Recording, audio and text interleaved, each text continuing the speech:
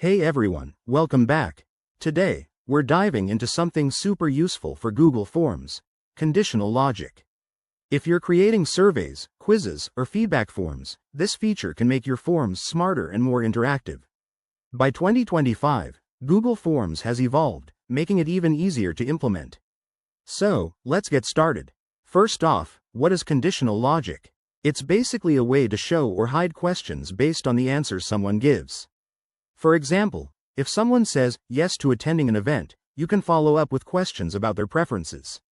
This keeps your form clean and relevant. To set this up, open Google Forms and create a new form or edit an existing one. Start by adding your questions.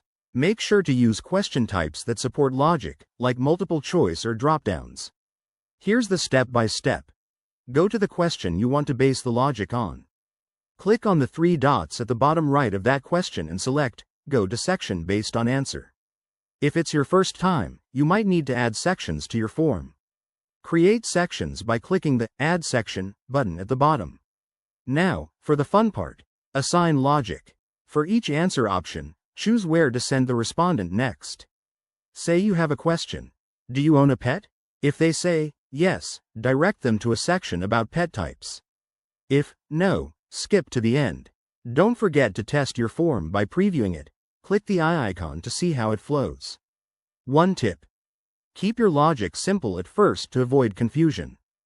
Google Forms in 2025 has improved with better previews, so take advantage of that. If you run into issues, double-check that all sections are properly linked.